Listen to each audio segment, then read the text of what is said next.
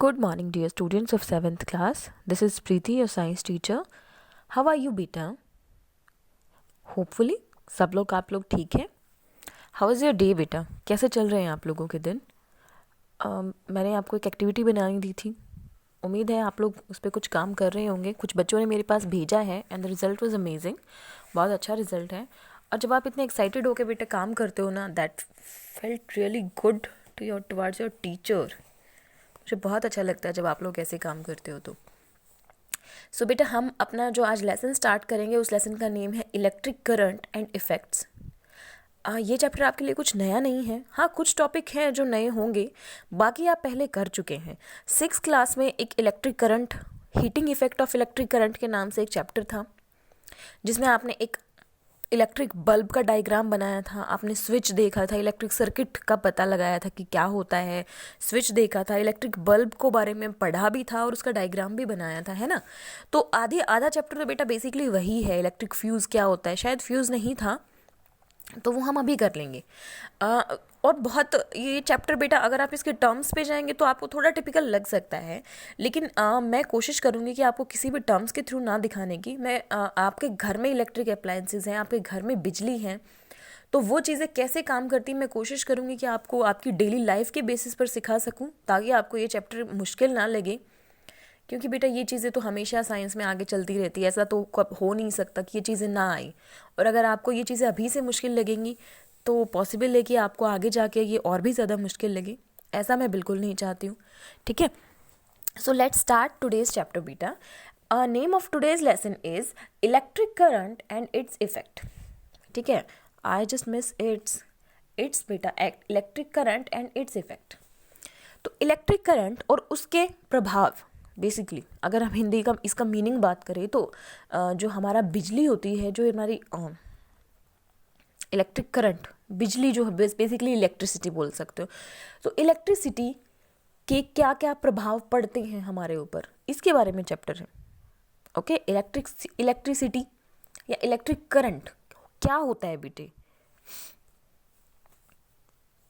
सोचा है ना आप लोगों ने, आपके घर में बिजली आती है, हम सबके घरों में लाइट है बेटे. हम अपनी लोकल लैंग्वेज में लाइट बोल देते हैं, हालांकि बिजली होती है. बट जो भी है, ये होता क्या है बेटा. क्या ये कोई अलग चीज़ होती है. अगर चीज़ होती तो हम इसको स्टोर कैसे कर सकते हैं. ठीक है, अगर स्टोर करेंगे तो ऑब्वियसली बेटा आपने करंट का साइड इफेक्ट देखा है, कितनी ज़ोर से हमें टच करता है. इवन हमारी डेथ भी हो जाती है. आपने सुना होगा किसी की करंट लगने से डेथ हो गई है. तो अगर इतनी ज़ोर से वो अफेक्ट करता है तो जाहिर सी बात है बेटा, हम ज़्यादा से ज़्यादा करंट को तो स्टोर करके रख ही नहीं सकते. आप अपने घरों में कितना करंट स्टोर करते हो. सिर्फ इन्वर्टर में ही तो स्टोर करते हो ना. या अब आजकल आप लोगों के पास सोलर सेल भी आ गई हैं. That is a different concept. Solar cell को हम यहाँ नहीं कंडक्ट करेंगे. हाँ, आपका कोई प्रॉब्लम है तो आप पूछ सकते हो सोलर सेल के बारे में भी, लेकिन हम उसको अभी यहाँ नहीं अप्लाई करेंगे बेटे. ओके, तो एक्चुअल में इलेक्ट्रिक करंट क्या होता है बेटा. कुछ भी नहीं होता है.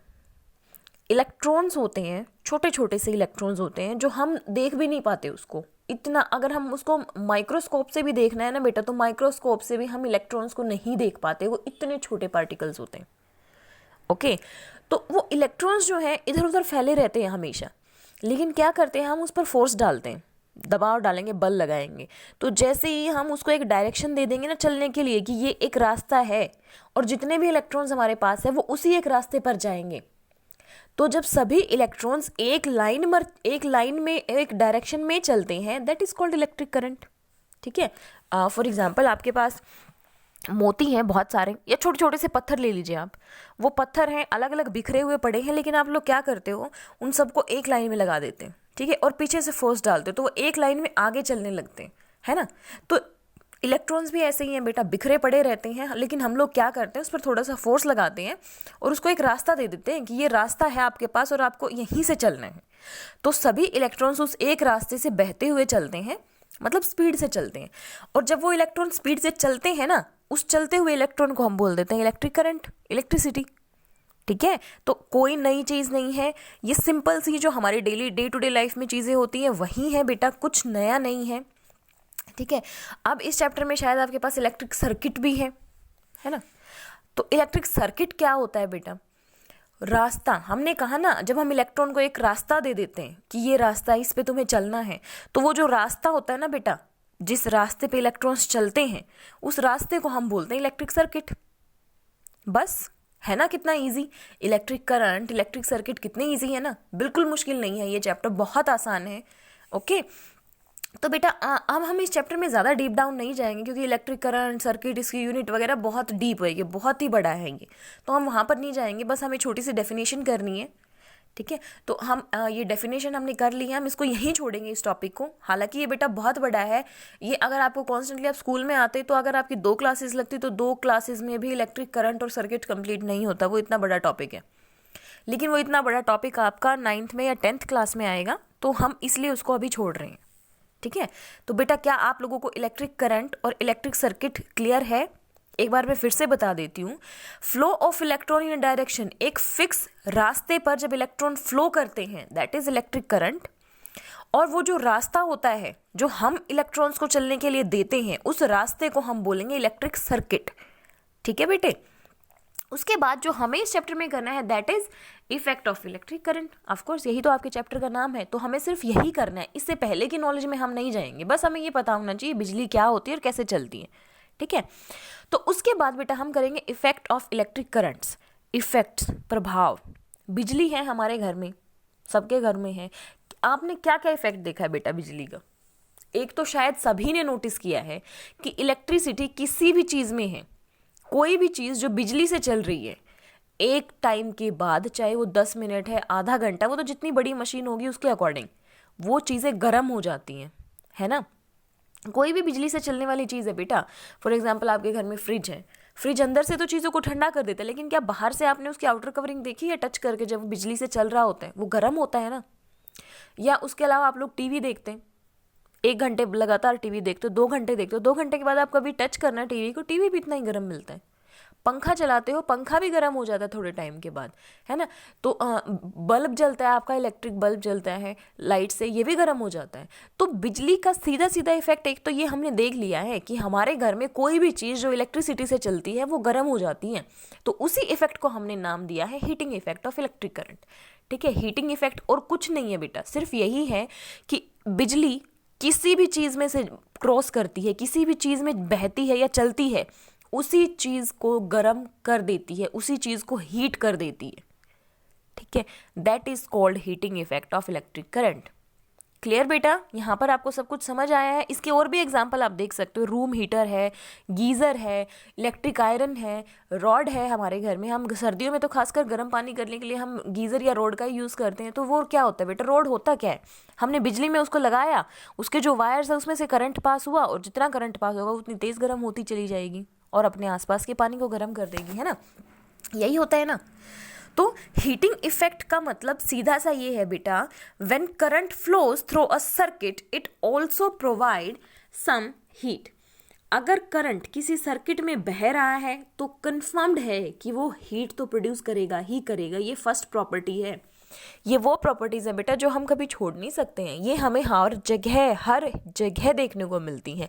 आप कोई भी इलेक्ट्रिक अप्लायंस उठा लीजिए अपने घर में, आप देखेंगे कि थोड़े टाइम के बाद जैसे हम उसमें इलेक्ट्रिसिटी पास करते हैं वो चीज़ गर्म हो जाती है, ठीक है। ये तो था हीटिंग इफेक्ट।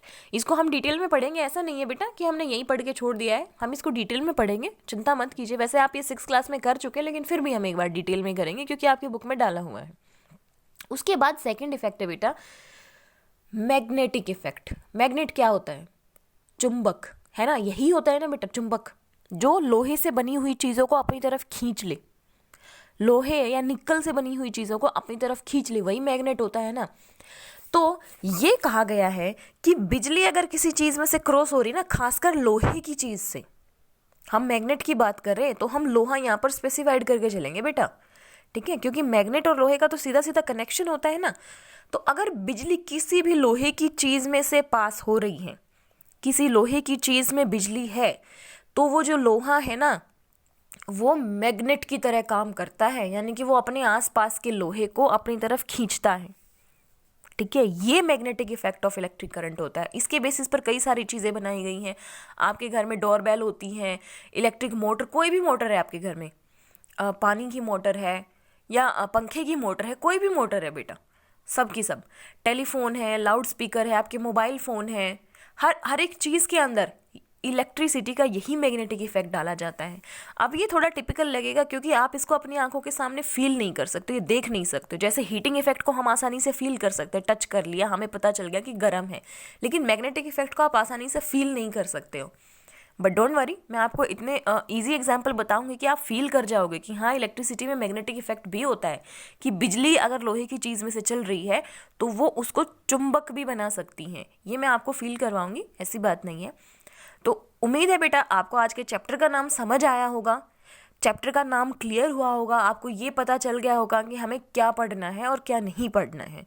ओके बेटा, अगर फिर भी आपको क्वेरी है तो आई एम देयर। ओके। और बेटा कुछ बच्चों को एक्टिविटी से रिलेटेड प्रॉब्लम थी, तो आप बेटा एक्चुअल में काम इतना बर्डन हो जाता है क्योंकि सिर्फ आपकी क्लास नहीं है, बहुत सारी क्लासेस होती हैं मेरे पास। कई बार मैं आपके क्वेश्चंस का आंसर नहीं कर पाती हूँ and I am being sorry for that. मुझे सच में बुरा लगता है जब मेरे पास टाइम नहीं होता और मैं आपके क्वेश्चन का आंसर नहीं कर पाती हूँ। तो आपके अगर इस टॉपिक से रिलेटेड कोई क्वेश्चन है तो जब भी हमारी जूम क्लास होगी मैं उसमें आपके क्वेश्चन सॉल्व करने की पूरी कोशिश करूँगी। ओके बेटा, take care of yourself students, that is must. Stay home, stay safe.